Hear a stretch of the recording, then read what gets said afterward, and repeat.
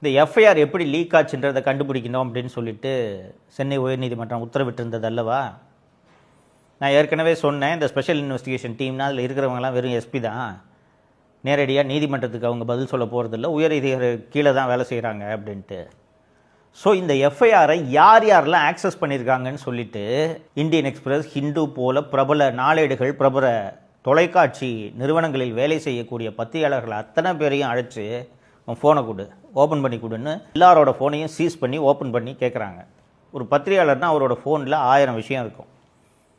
எஃப்ஐஆரை download பண்ணியான்னு கேட்டால், ஆமாம் sir அவைலபிளாக இருந்துச்சு, டவுன்லோட் பண்ணேன், பார்த்தேன், அதில் இருக்க செய்தியை தான் நான் போட்டேன், நான் யாருக்கும் பரப்பலை, ஃபார்வர்ட் பண்ணல, அதெல்லாம் முடியாது, ஃபோனை கொடுத்துட்டு போ.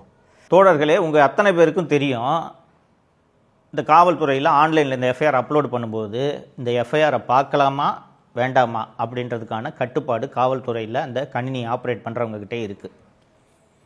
அப்போ யாரோ ஒருவர் தவறு செய்து இந்த எஃப்ஐஆர் அத்தனை பேரும் தரவிறக்கம் செய்வது போல ஒரு தவறை காவல்துறையை சேர்ந்தவர் செய்ததனால் தானே மற்றவர்கள் எல்லாம் இதை எடுத்து பார்க்க முடிஞ்சிருக்கு. அப்போ காவல்துறையில் யார் அந்த தவறை செய்தது என்பதை கண்டுபிடிக்கிறது என்ன அவ்வளோ கஷ்டமா? இது எவ்வளோ கொடூரமான ஒரு விஷயம். ஒரு பெண் ஒரு மிக மோசமான பாலியல் வன்முறைக்கு ஆளாகி இருக்கிறாள். இன்னும் நிறைய பெண்களுக்கு அது நடந்திருக்கு. அத்தனை பேரும் அமைதியாக பிரச்சனை வேண்டான்ட்டு கம்ப்ளைண்ட் கொடுக்காமல் இருக்காங்க. ஒரு பொண்ணு தைரியமாக நான் கொடுக்குறேன் கம்ப்ளைண்ட்டுன்னு ஒரு பொண்ணு கம்ப்ளைண்ட் கொடுக்குது. அந்த பொண்ணோட ஃபோன் நம்பரு, டீட்டெயிலு, அப்பா பேர், வீட்டு அட்ரெஸ்ஸு, எந்த பிரான்ச்சில் படிக்குதுன்ற விவரத்தெல்லாம் தூக்கி வெளியில் விட்றாங்கன்னா இது என்ன மாதிரியான காவல்துறை? இதற்கு காரணமான அதிகாரிகள் மீது ஒரு நல்ல முதல்வராக இருந்தால் நடவடிக்கை எடுத்திருக்க வேண்டுமா வேண்டாமா? நம்ம வீட்டில் இருக்க பெண்கள் யாருக்காவது இந்த மாதிரியான ஒரு அவமானம் நடந்துருந்துச்சுன்னா நம்ம சும்மா இருப்போமா? நம்ம உணர்வுகள் எப்படி இருக்கும் யோசித்து பாருங்கள். தமிழக முதல்வர் கடுமையான நடவடிக்கை இதற்கு எடுத்திருக்க வேண்டுமா வேண்டாமா?